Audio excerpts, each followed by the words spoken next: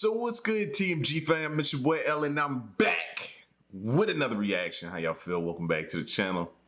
Salute. So, Alpha Centauri, and don't get at me about pronouncing the name wrong. I always jack it up. I'm working on it, bro. I'm getting better. You understand? Y'all always coming at me.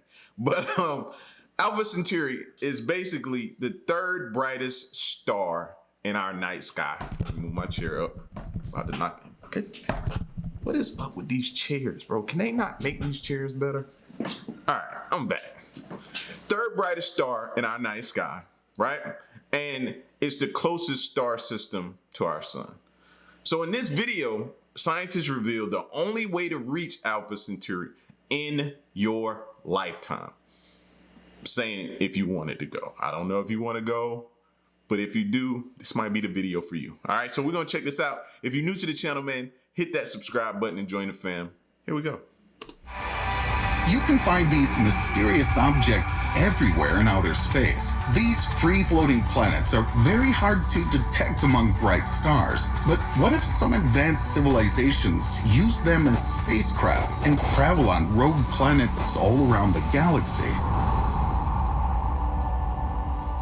There are indeed a lot of free-floating planets to choose from. At the end of 2021, astronomers researched a cluster of young stars in the constellation of Scorpius, just 420 light-years from Earth. And much to their surprise, they found at least 70, and at most 170 rogue planets there. They don't orbit any stars and wander aimlessly around the galaxy.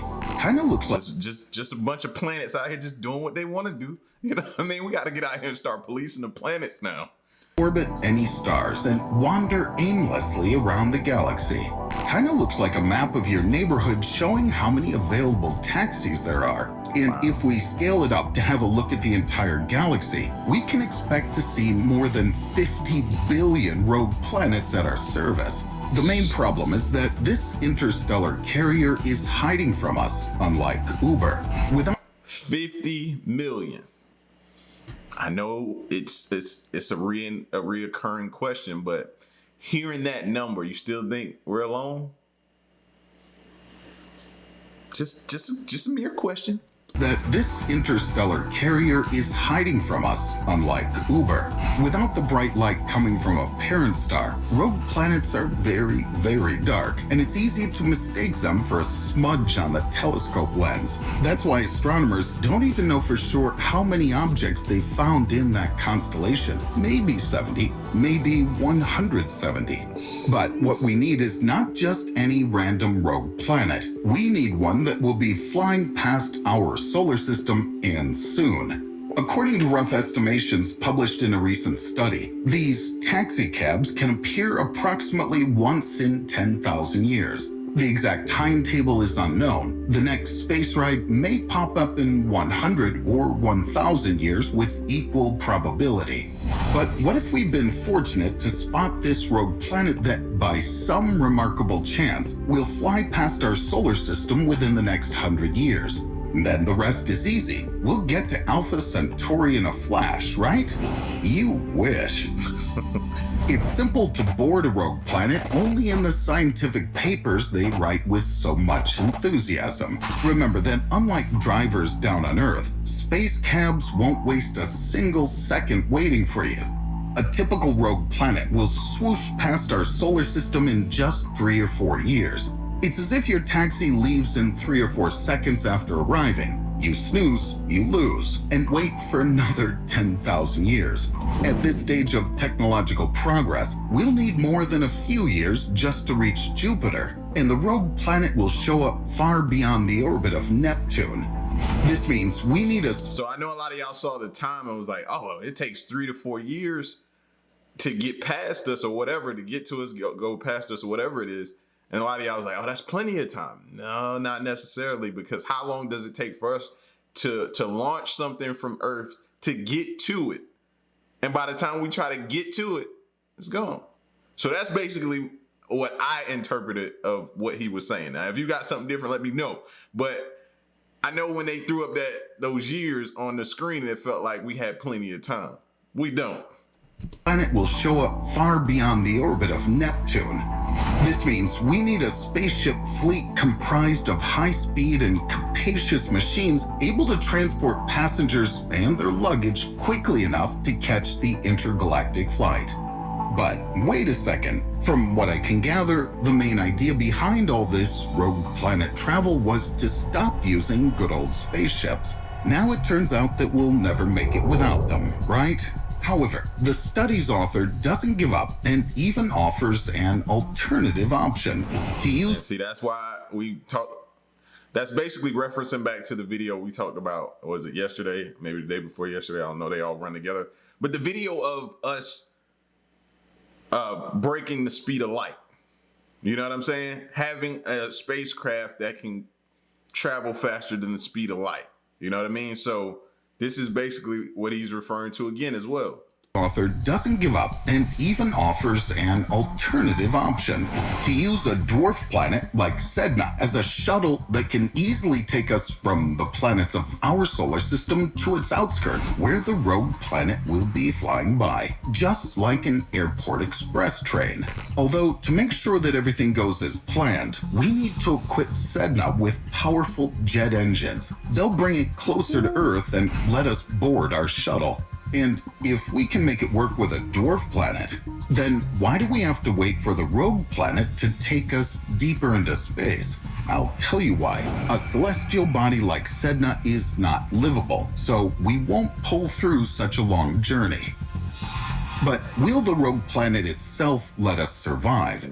At present, we know about two things that have the most damaging impact on astronauts' health during long space missions: zero gravity and radiation. The gravity problem can be easily solved if we take any rogue planet the size of Earth. In case it doesn't have a magnetic field like Mars, we'll have to build shelters under a layer of soil to protect passengers from radiation. Under a layer of ice, to be exact, because a small rogue planet will resemble Hoth from Star Wars much more than Mars. But most likely, our space cab won't have any surface at all. All the free-floating worlds we've already discovered are gas giants as heavy as Jupiter, or much heavier than it. And although they usually have strong magnetic fields shielding them from cosmic radiation, passengers will anyway have to hide in a space station from that environment. In other words, in zero gravity again. Come on, it's not funny anymore.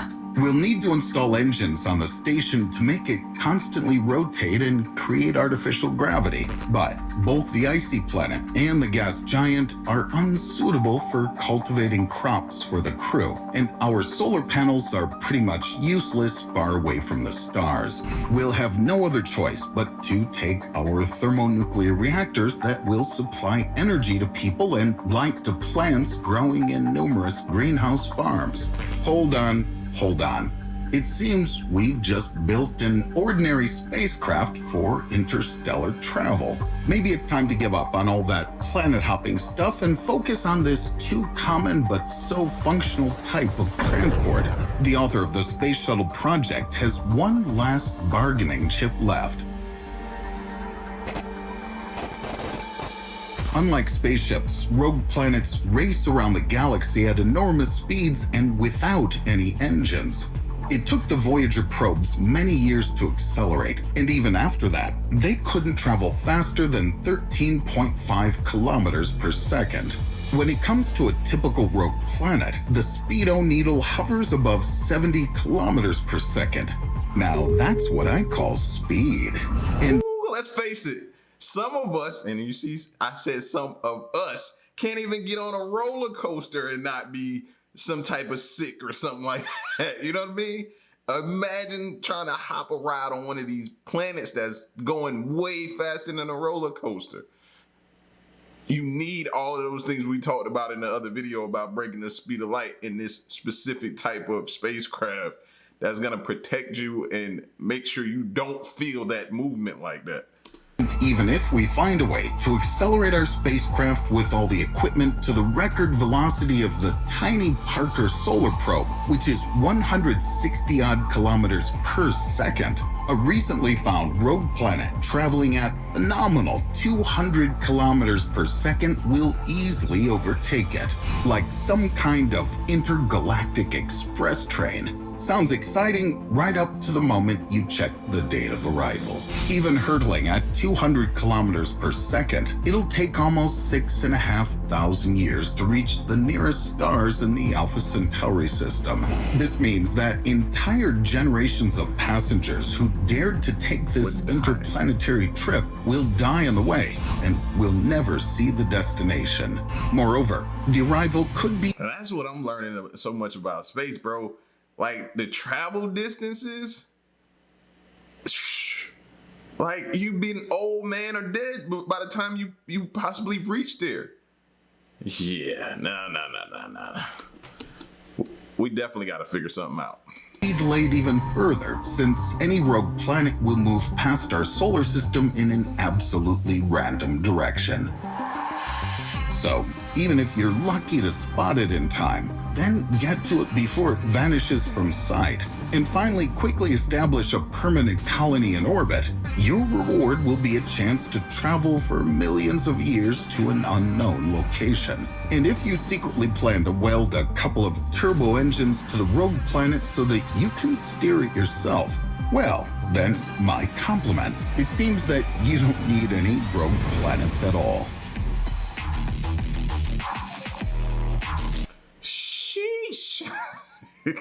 Sheesh. I don't know about you, but me, yeah, I ain't even a fan of roller coasters like that. You know what I mean? Most of the time I've been on roller coasters, I've been dared to get on them, and I ain't backing down from no dare. I might have suffered, but you just wasn't gonna call me out like that. You know what I mean? And this is where we are, and what we're trying to get to where we shorten up time. I mean, shorten up time, and doing it safely and efficiently in a way that protects everyone on board. You know what I mean? And this is what we're trying to do. And I don't know if we'll see it in our lifetime, but you can only hope but I don't think I will see that in our lifetime, but you know what I mean? But anyway, y'all get at me in the comment section, man, and let me know, what do y'all think about that, bro? Is there a possibility, or is it? It's your boy L, man. Stick around and stay tuned. Till next one, I'm gone. Peace.